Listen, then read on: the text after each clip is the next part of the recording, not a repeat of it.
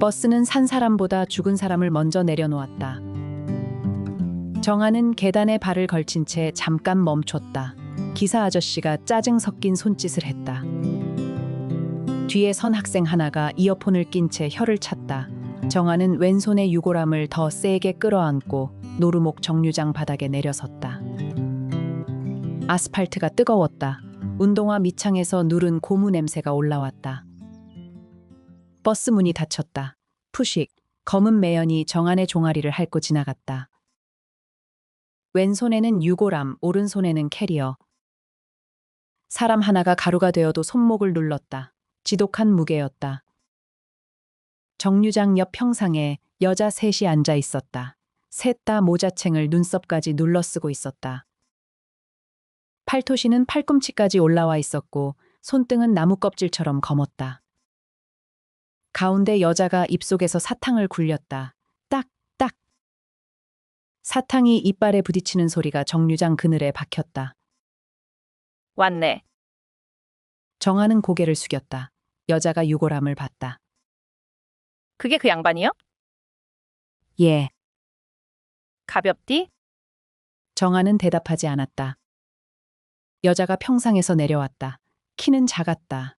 그런데 슬리퍼가 먼지를 치는 소리는 컸다. 나는 복례요. 잇몸을 드러내며 웃는 여자가 손을 들었다. 점순. 허리춤에 수첩을 찬 여자가 턱만 까딱했다. 말자. 복례가 정한 뒤쪽 산길을 가리켰다. 집은 저쪽, 묘는 위쪽, 밭은 묘 아래. 정아는 그 말 중 마지막 말만 못 알아들었다. 밭이요? 복례가 사탕을 깨물었다. 와작, 단내가 잠깐 바람에 섞였다. 묻었으면 심어야지. 저는 장례만 치르고 올라갈 거예요. 점순이 콧방귀를 뀌었다. 여기 내려오는 사람은 다 그 소리혀. 금방 간다. 하루만 있다 간다. 집만 빼고 간다. 말자가 수첩을 폈다. 한정안, 남편 한기수, 노루목 한씨, 산소는 공동묘지 세 번째 줄 끝, 맞지? 정아는 그 이름 석자를 듣고 유골함을 더 꽉 잡았다. 그때 흰 SUV 한 대가 정류장 앞에 섰다. 번쩍이는 차였다. 먼지 하나 없이 닦인 차였다. 문이 열리고 젊은 남자가 내렸다. 흰 셔츠 소매를 걷고 있었다. 구두 밑창도 깨끗했다. 작은 엄마. 민재였다. 남편의 조카. 장례식장에서 상주 노릇을 절반쯤 해준 남자. 조문객에게 고개를 숙이고 부의금 봉투를 정리하고 발인이 끝나자마자 정안에게 서류 봉투를 건넨 남자. 작은아버지 땅 문제. 오래 끌면 안 됩니다. 그 봉투는 아직 정안 가방 안에 있었다. 민재가 유골함을 들려 했다. 제가 들게요. 정안은 손을 피했다. 됐어. 민재는 웃었다. 장례식장에서 보던 그 웃음이었다. 입은 웃고 눈은 가만히 있는 웃음. 복례가 민재 구두를 내려다봤다. 또 왔네. 번쩍이. 민재는 웃음을 지우지 않았다. 어르신, 저도 일하러 오는 겁니다. 점순이 말했다. 구두가 일하러 온 꼴은 처음 보네. 민재는 못 들은 척 정안에게 다가왔다. 작은 엄마, 오늘 묘 쓰고 저녁에 얘기해요. 공동묘지 아래 밭 있잖아요. 태양광 임대 들어가면 작은 엄마 목도 꽤 됩니다. 병원비 정리하려면. 여기서 그런 얘기 하지 마. 정안의 목소리가 마른 나뭇가지처럼 갈라졌다. 복례가 민재를 쳐다봤다. 상자 아직 뜨뜻한디 벌써 햇빛 팔러 왔냐? 민재의 얼굴이 조금 굳었다. 어르신, 그 밭 놀리고 있잖아요. 마을에도 돈 들어옵니다. 난방비, 회관 수리비, 어르신들 병원비. 말은 바로 하셔야죠. 복례가 한 발 다가갔다. 놀려? 말자가 수첩을 닫았다. 딱! 소리가 짧았다. 그런데 정류장이 잠깐 조용해졌다. 정아는 여자들을 지나 차 쪽으로 걸었다. 캐리어 바퀴가 자갈을 긁었다. 드르륵, 드르륵. 유골함 안에서도 그런 소리가 날 것 같았다. 뒤에서 복례가 말했다. 서울댁. 정한이 돌아보았다. 묘만 보고 가면 밤마다 저 상자가 무거워질겨. 정한은 아무 말 없이 차에 탔다. 남편의 고향집은 오래 숨을 참은 사람 같았다. 대문에는 녹이 슬어 있었다. 열쇠를 돌리자 쇳가루가 손끝에 묻었다. 마당엔 풀이 허벅지까지 올라왔고 장독대 옆 고무대야는 금이가 있었다. 처마 밑 제비집은 비어 있었다. 방문을 열자 눅눅한 냄새가 얼굴을 덮쳤다.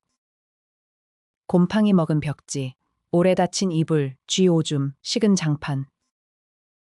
정한은 유골함을 방 한가운데 내려놓았다. 쿵. 살아있을 때 기수는 저런 소리를 잘 냈다. 말 대신 물건으로 소리를 냈다. 된장찌개가 짜면 물컵을 밀었다. 셔츠 단추가 떨어지면 떨어진 단추를 식탁 위에 올려놨다. 싱크대 배수구가 막히면 말없이 고무장갑을 꺼냈다. 정한이 말을 하라고 하면 그는 배수구 안쪽 검은 찌꺼기만 꺼냈다. 그의 마지막 말도 짧았다. 병원 침대에서 산소 마스크를 낀 채 손가락으로 휴대폰을 가리켰다. 거기. 뭐? 기수는 다시 휴대폰을 가리켰다. 거기. 그게 끝이었다. 삐삐. 기계가 3번 울었다. 간호사가 뛰어왔다. 정한은 그때도 휴대폰을 들여다보지 않았다. 죽은 사람 옆에서 휴대폰을 뒤지는 꼴이 싫었다. 이제 그 휴대폰은 정한의 가방 안에 있었다. 꺼내면 무언가 나올 것 같았다. 꺼내지 않으면 방 한구석에서 계속 숨을 쉴 것 같았다. 정한은 먼저 서류 봉투를 열었다. 병원비, 대출 잔액, 밀린 재산세, 공동묘지 아래 밭 지분, 태양광 임대 제한서. 종이를 넘길 때마다 손끝이 식었다. 병원비는 아직도 목숨값처럼 남아 있었다. 대출 잔액은 줄지 않는 검은 벌레처럼 숫자 끝을 꿈틀거렸다.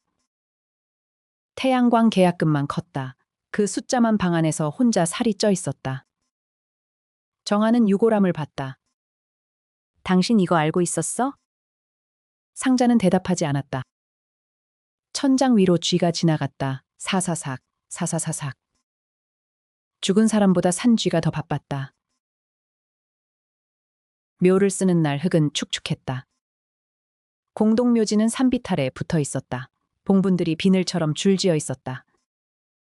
플라스틱 조화가 바람에 까딱거렸다. 빨강, 분홍, 보라, 햇빛에 바랜 꽃잎들이 먼지를 뒤집어 쓴 채 죽지도 않고 서 있었다. 기수의 자리는 3번째 줄 끝이었다. 삽이 흙을 덮었다. 퍽, 퍽, 퍽. 젖은 흙이 유골함 위로 떨어지는 소리를 정한은 끝까지 들었다. 누가 뒤에서 고개 돌려도 된다고 했지만 정한은 고개를 돌리지 않았다. 흙이 덮였다. 이름표가 박혔다. 한기수, 먹으로 쓴 이름 석자가 비스듬히 서 있었다. 살아있을 때도 똑바로 서는 법을 잘 모르는 사람처럼. 향 냄새가 코를 찔렀다. 정한은 이름표 앞에서 입술을 열었다. 무슨 말을 해야 할지 몰랐다. 살아있을 때도 이름을 자주 부르지 않았다. 어느 순간부터 둘 사이에는 얍, 문, 불 같은 짧은 소리만 남았다. 그때 아래쪽에서 괭이 소리가 들렸다. 퍽, 퍽, 퍽. 정한은 고개를 돌렸다. 공동묘지 아래 묵은 밭에서 여자들이 잡초를 베고 있었다. 복래, 점순, 말자, 그리고 처음 보는 여자 하나. 회색 머리를 뒤로 묶고 낡은 남방을 입은 여자였다. 말없이 괭이를 들고 있었다. 정한은 묘 아래로 내려갔다. 밭은 오래된 상처 같았다. 잡초가 엉켜 있었고 검은 비닐 조각이 땅에 눌어붙어 있었다. 반쯤 묻힌 막걸리병 입구에서 바람이 울었다. 휘, 빈 목구멍 소리였다. 복래가 씨앗 봉지를 찢었다. 검고 길쭉한 씨앗들이 손바닥 위로 쏟아졌다. 작은 손톱들 같았다. 해바라기요. 정한은 밭과 씨앗과 묘지를 번갈아 봤다. 왜 여기다 심어요? 점순이 허리를 폈다. 무릎에서 딱 소리가 났다. 봉분만 보고 살면 눈가래 풀나. 말자가 말했다. 씨 말려서 기름 짜면 회관 보일러도 고치고 냉장고도 바꿔야 해. 작년에 김치 쉰 거 알지? 복래 언니가 쉰 김치 먹고도 안 쉰 척 했잖아. 말자야, 네 수첩에 내 뱃속까지 적지 마라. 점순이 웃었다. 웃음 끝에 기침이 섞였다. 정아는 태양광 제안서의 숫자를 떠올렸다. 이 밭 태양광 하면 돈 많이 들어온다면서요. 괭이질하던 회색머리 여자가 멈췄다. 복례의 눈이 가늘어졌다. 민재가 벌써 말했냐? 병원비가 남았어요. 정아는 그 말을 해놓고 자기 입술을 만졌다. 말이 흙 위로 떨어지자마자 더러워진 것 같았다. 저도 살아야죠. 점순이 웃지 않았다. 말자는 수첩을 닫았다. 회색 머리 여자가 정안을 처음으로 봤다. 눈동자가 말라 있었다. 우물 바닥처럼 깊은데 물은 없었다. 나도 살아야 혀. 그녀가 말했다. 복례가 고개를 돌렸다.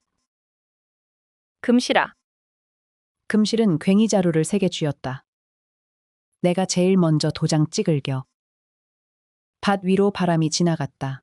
마른 풀들이 서로를 긁었다. 사각, 사각. 아들 둘, 남편 하나 묻었다고 밭이 밥 주냐. 해바라기가 약값 내주냐.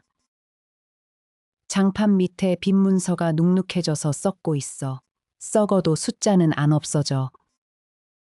복례가 낮게 말했다. 그 밭에 내 애들 줄이 있잖아. 금실의 입술이 비틀렸다.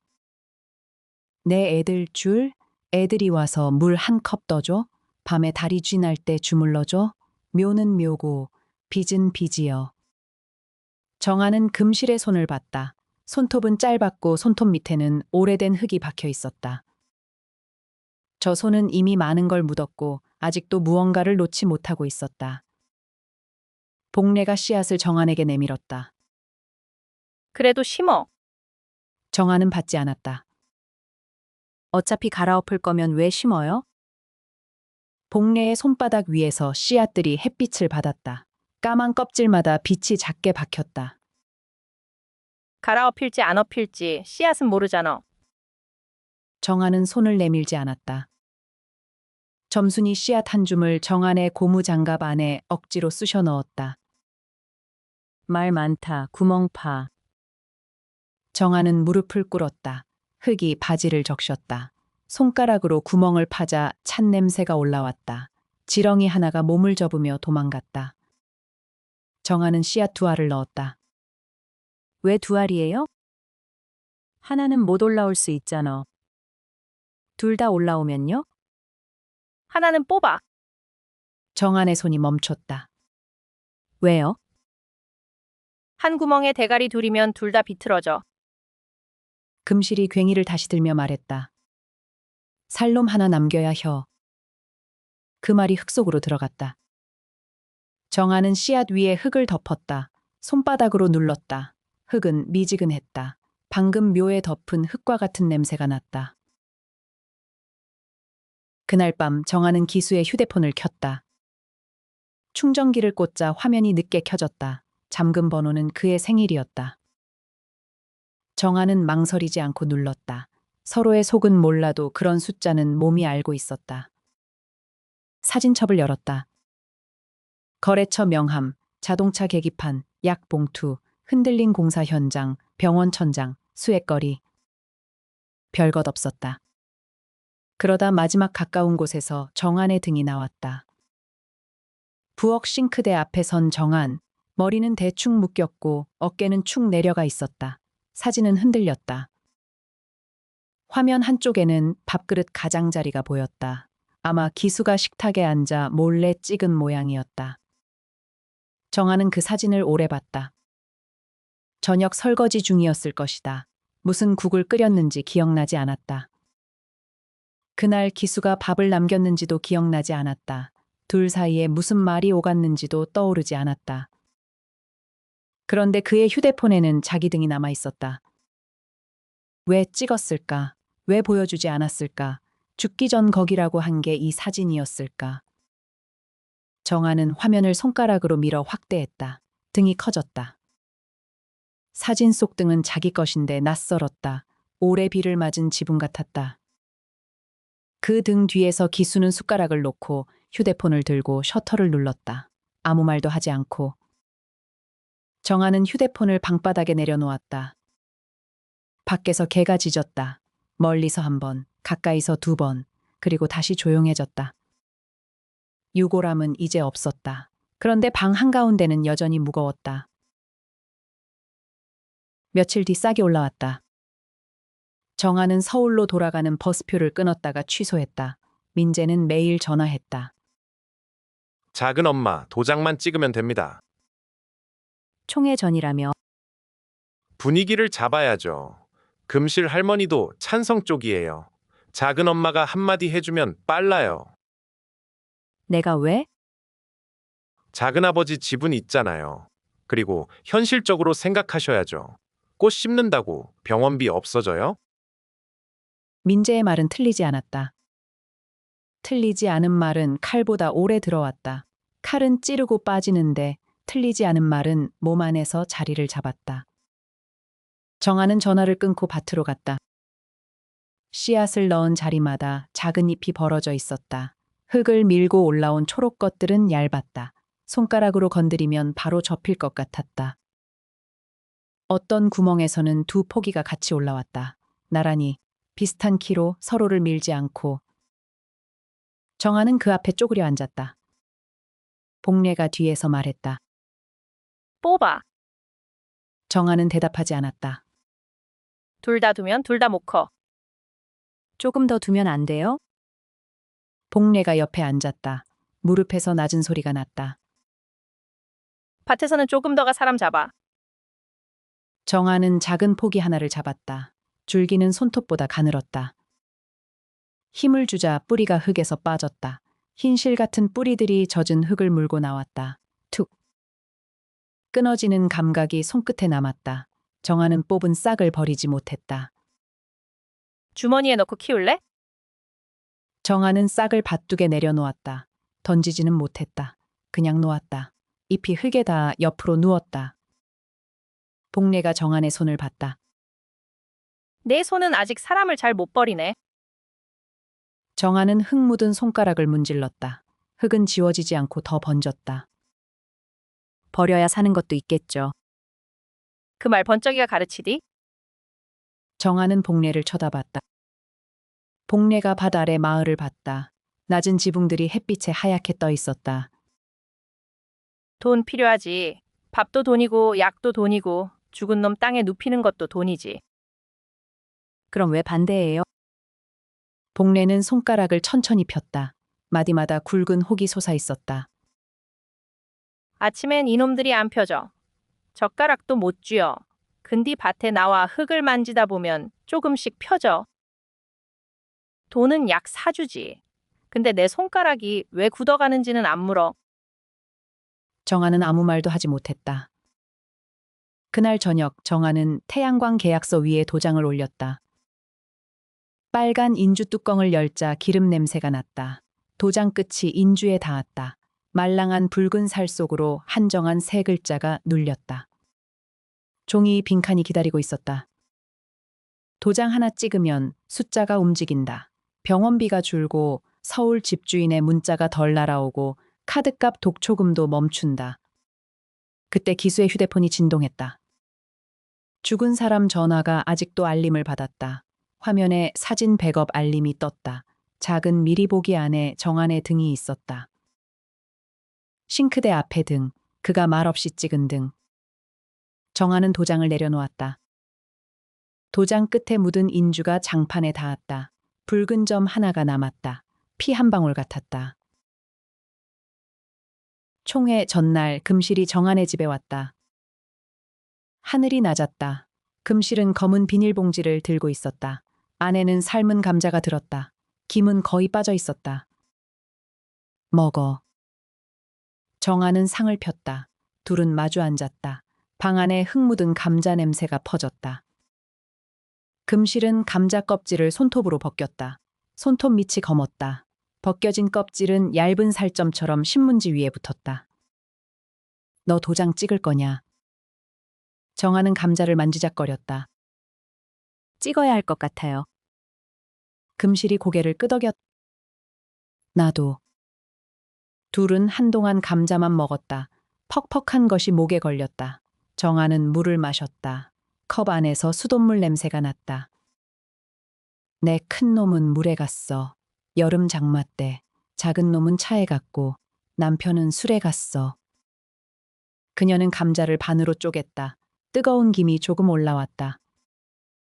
사람들이 나보고 잘 산다 하더라. 뭘 잘 살아. 아침 되면 눈이 떠져. 밥솥에 쌀을 씻어 넣어. 밥솥이 김을 뿜어. 그러면 숟가락을 들어. 그게 다요. 정아는 금실의 손을 봤다. 손등 힘줄이 줄처럼 튀어나와 있었다. 왜 해바라기를 심었어요? 금실은 감자를 입에 넣고 오래 씹었다. 처음엔 복래 언니가 씨앗 줬어. 내가 집어던졌지. 그날 밤 마루 밑에서 쥐가 씨앗 까먹는 소리가 났어. 금실은 손가락으로 방바닥을 긁었다. 딱, 딱, 딱. 쥐새끼가 밤새 씨앗을 까. 나는 이불 속에서 그 소리를 들었어. 생각해보니 쥐도 먹고 사는데 나는 죽은 놈들 이름만 씹고 있더라고. 정아는 물컵을 내려놓았다. 그래서 다음 날 심었어. 3줄, 1줄씩. 그럼 왜 팔려고 해요? 금실의 얼굴이 굳었다. 해바라기는 내 전기세 안 내줘. 방 안이 조용해졌다. 금실은 비닐봉지를 접었다. 너도 찍어. 나도 찍을겨. 복래 언니는 욕하겠지. 점순이는 며칠 말 안 할 거고 말자는 수첩에 빨간 줄 긋겠지. 그래도 찍어야 혀. 정아는 금실의 눈을 봤다. 금실의 눈에는 물기가 없었다. 대신 핏줄이 붉게 서 있었다. 오래 잠을 못 잔 사람의 눈이었다. 금실이 일어섰다. 산 사람 밥그릇에 죽은 사람 그림자 오래 담아두면 밥이 쉰다. 그 말을 남기고 금실은 나갔다. 정아는 혼자 남아 감자 껍질을 봤다. 껍질 위에 흙이 붙어 있었다. 손가락으로 문질러도 떨어지지 않았다. 밖에서 첫 빗방울이 떨어졌다. 툭! 장독대 뚜껑에 맞았다. 툭! 툭! 곧 소리가 많아졌다. 장마는 밤을 찍고 왔다.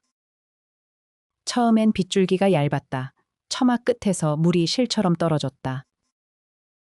그러다 자정이 지나자 지붕이 북처럼 울렸다. 양철 처마가 덜컹거렸다. 방 안 벽지가 축축하게 부풀었다. 장판 밑에서 물냄새가 올라왔다. 새벽 3시 마을 방송이 갈라진 목으로 울었다. 주민 여러분, 공동묘지 아래 밭으로 물이 넘치고 있습니다. 가까운 주민들은 접근하지 마시고 정아는 벌떡 일어났다. 접근하지 말라는 말이 끝나기도 전에 비옷을 걸쳤다. 장화가 없어 운동화를 신었다. 대문을 열자 흙탕물이 발목을 때렸다. 물은 차갑고 무거웠다. 골목의 모래가 신발 안으로 밀려 들어왔다. 공동묘지 길에는 손전등 빛이 흔들리고 있었다. 복례가 있었다. 점순이 있었다. 말자가 있었다. 금실도 있었다. 도장 찍겠다던 금실이 삽을 들고 있었다. 비에 젖은 머리카락이 뺨에 붙어 있었다. 밭은 누워 있었다. 해바라기 줄기들이 진흙에 얼굴을 받고 있었다. 잎에는 흙탕물이 들러붙었다. 아직 꽃도 피지 못한 것들이었다. 어린 줄기 속에서 풋내가 터졌다. 빗물, 진흙, 부러진 잎, 뿌리 냄새가 한꺼번에 올라왔다. 코 안쪽이 쓰렸다. 복례가 소리쳤다. 물길 터. 점수는 삽으로 밭 아래쪽을 팠다. 철심 박힌 무릎이 빗속에서 버티고 있었다. 삼날이 돌에 닿을 때마다 챙, 챙 쇳소리가 튀었다. 말자는 비료포대에 흙을 담았다. 수첩은 허리춤에서 비를 맞고 있었다. 종이가 부풀어 올랐다. 금실은 묘지 쪽 사면을 막고 있었다. 흙포대를 끌어안고 물길 앞에 몸을 박았다.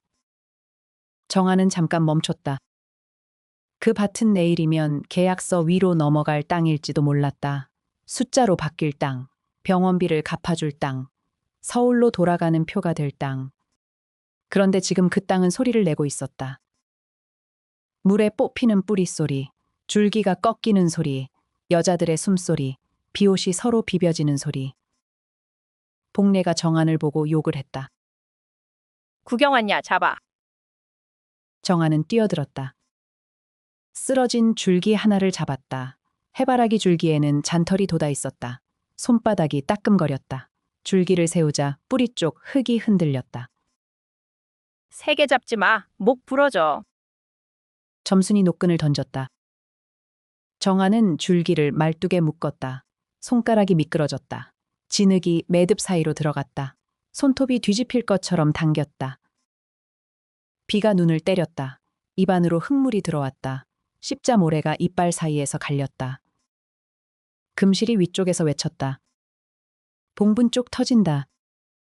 정한은 고개를 들었다.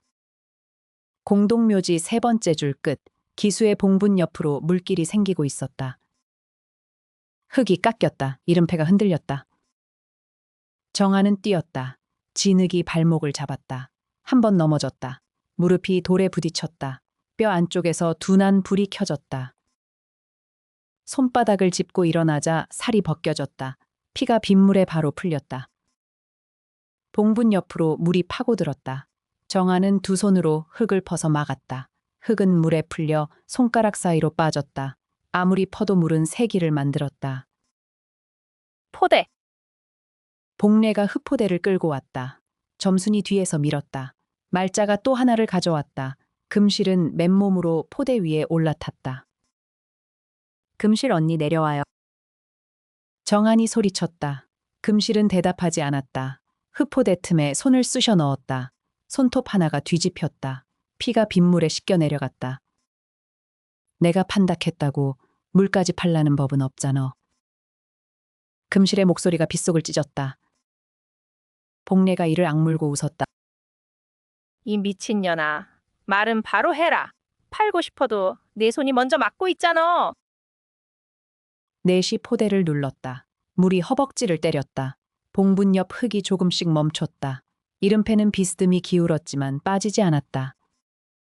정한은 이름패를 붙잡았다. 한기수, 먹물이 번져 있었다. 수자 끝이 흐려졌다. 그 순간 정한은 휴대폰 속 자기 등을 떠올렸다. 싱크대 앞의 등, 말없이 찍힌 등, 보여주지 않은 등. 살아있을 때 기수는 정한의 등을 봤다.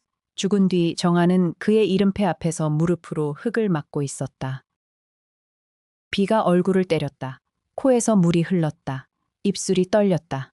정한은 이름패를 놓고 다시 밭으로 내려갔다. 해바라기들이 누워 있었다. 정한은 하나씩 세웠다. 말뚝을 박았다. 노끈을 감았다.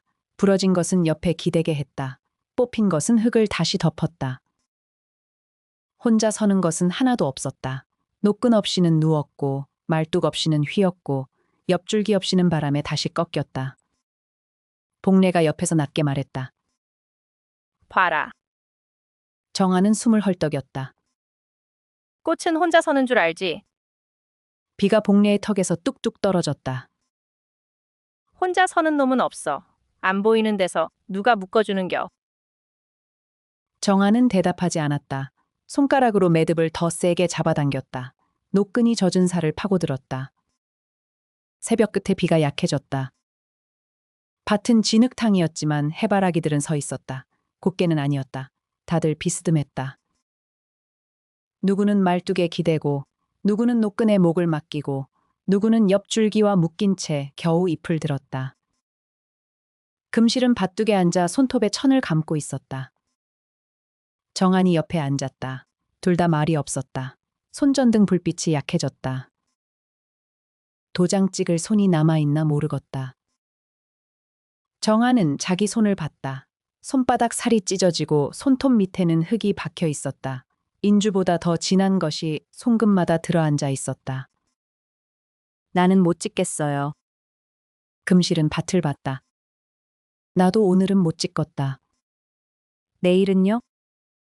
금실은 천을 이로 물어 찢었다. 찍. 내일 손가락 펴지면 그때 보자. 총회는 비가 그친 이틀 뒤 열렸다. 회관에는 젖은 냄새가 가득했다.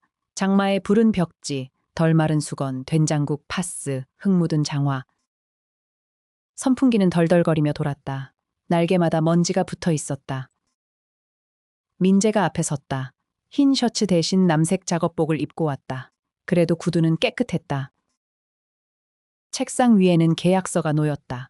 사락, 종이 한 장 넘기는 소리가 회관 안에 퍼졌다. 마른 벌레가 몸을 뒤집는 소리 같았다. 민재가 말했다. 어르신들, 이제 땅이 일하게 하셔야죠. 사람 몸 쓰는 시대 지났습니다. 동네가 웃지 않았다. 점순도 웃지 않았다. 매달 임대료 들어옵니다. 자식들한테 손 안 벌리고 살 수 있어요. 병원비, 난방비, 회관 수리비 다 해결됩니다.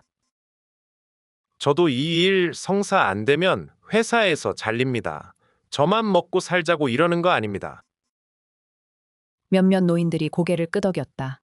민재는 정한을 봤다. 작은 엄마도 아시잖아요. 작은 아버지 병원비 아직 남아 있습니다. 정한은 가만히 있었다. 민재가 한 걸음 더 들어왔다.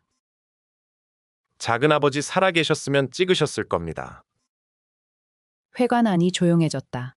그 말은 정한의 갈비뼈 안쪽을 정확히 찔렀다. 기술하면 그랬을 수도 있었다. 말없이 도장을 꺼냈을 수도 있었다. 정한에게 묻지도 않고 종이 위에 찍었을 수도 있었다. 그러고는 도장을 휴지로 닦아 서랍에 넣었을 수도 있었다. 정한은 자리에서 일어섰다. 무릎에 진흙 딱지가 굳어 있었다. 손바닥에는 거즈가 감겨 있었다. 맞아. 사람들이 정한을 봤다. 그 사람 살아 있었으면 찍었을 수도 있어. 민재의 눈이 잠깐 밝아졌다. 아니, 아마 찍었겠지. 나한테 말도 안 하고. 민재의 얼굴이 멈췄다. 그 사람은 늘 그랬어. 물컵을 밀고 단추를 올려놓고 배수구를 열었어. 입은 닫고 손만 움직였어. 죽기 전에도 두 글자만 남겼어. 거기. 정한은 자기 손을 내려다봤다. 살아 있었으면 또 아무 말도 안 했겠지. 그래서 이제는 내가 말해. 회관 안에서 누군가 숨을 삼켰다. 정한은 민재를 봤다. 그 밭 안 팔아. 민재의 턱이 굳었다. 그럼 병원비는요? 내가 갚아. 어떻게요? 이래서. 작은 엄마 혼자서요? 정한은 민재의 구두를 봤다. 흙 하나 묻지 않은 구두였다. 너는 한 번도 그 밭에 발 넣은 적 없지. 민재는 입을 다물었다. 그때 금실이 일어섰다. 의자가 바닥을 긁었다. 끼익. 금실은 청감은 손을 들었다. 나는 찬성하려고 했어. 사람들이 술렁였다. 전기세 밀렸고 약값도 밀렸고 냉장고는 밤마다 소 울음소리네. 그래서 도장 찍으려고 했어.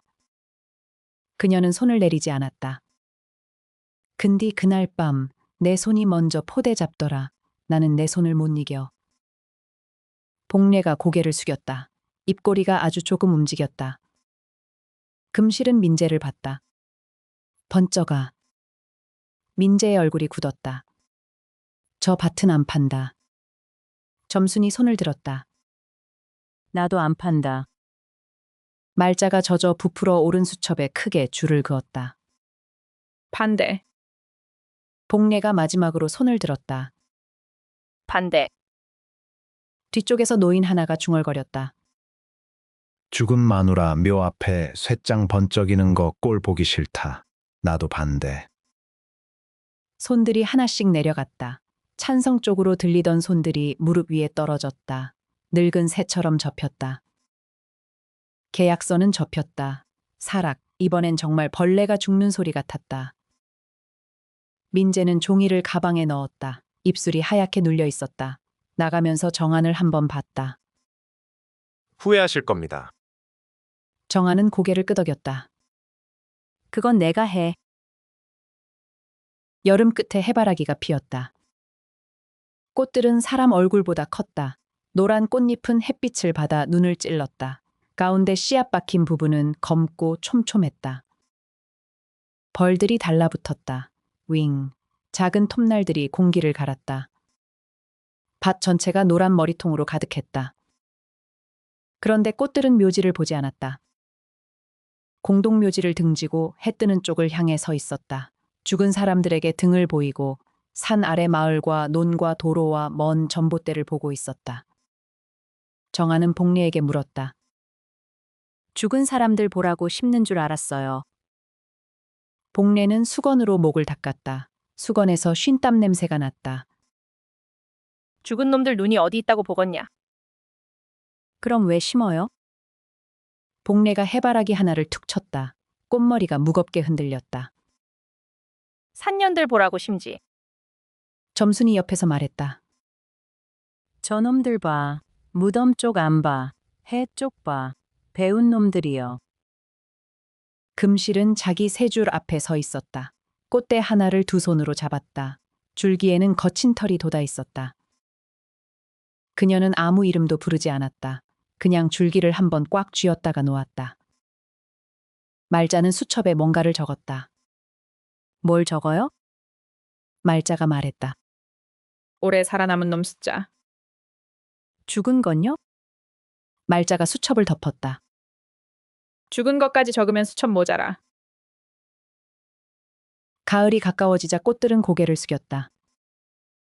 노란 꽃잎은 말라 떨어졌고 가운데 씨앗들이 단단하게 찼다. 여자들은 낫으로 꽃대를 잘랐다. 서걱, 서걱. 마른 줄기가 베일 때마다 속 빈소리가 났다. 정한도 낫을 잡았다. 처음엔 손목이 어색했지만 몇 번 지나자 날이 들어가는 각도를 알게 됐다. 너무 세게 치면 튕기고 너무 약하면 씹혔다. 줄기는 제 몸을 내주는 순간에도 결을 요구했다. 잘린 해바라기 머리들은 회관마당에 널렸다. 커다란 얼굴들이 땅을 보고 있었다. 여자들은 막대기로 두드려 씨앗을 털었다. 후드득, 후드득, 후드득. 검은 씨앗들이 양철대야에 쏟아졌다. 빗방울도 아닌데 빗소리 같았다. 부엌에서는 씨앗을 볶았다. 팬 위에서 씨앗들이 탁탁 튀었다. 고소한 냄새가 벽을 타고 퍼졌다. 마늘 냄새, 파스 냄새, 땀 냄새, 젖은 장갑 냄새를 밀어내고 기름진 향이 방안을 채웠다. 점순이 한 줌 집어 정한에게 내밀었다. 먹어. 정한은 해바라기 씨 하나를 앞니로 깨물었다. 딱. 껍질이 갈라졌다. 혀끝에 작은 알맹이가 닿았다. 씹자 기름 냄새가 올라왔다. 먼 햇빛을 오래 씹어 삼키는 맛이었다. 정한은 두 번째 씨앗을 깨물었다. 딱. 세 번째도 딱. 복례가 웃었다. 이제 입이 좀 사람 입 됐네. 정한은 손바닥에 씨앗 껍질을 뱉었다. 검은 껍질들이 송금 위에 모였다. 작은 관짝 조각들 같았다. 그런데 속은 비어 있었다. 안에 있던 것은 이미 혀 위로, 목구멍 아래로, 몸속 어딘가로 들어갔다. 그날 저녁 정한은 기수의 묘 앞에 갔다. 봉분에는 새풀이 났다. 장마에 깎였던 옆구리는 다시 흙으로 덮여 있었다. 이름패의 먹글씨는 조금 번져 있었다. 수자 끝은 여전히 흐렸다. 정한은 오래 서 있지 않았다.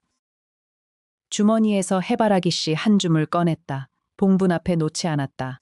향도 피우지 않았다. 절도 하지 않았다. 씨앗 하나를 입에 넣고 깨물었다. 딱! 껍질이 갈라졌다. 혀끝에 기름이 묻었다.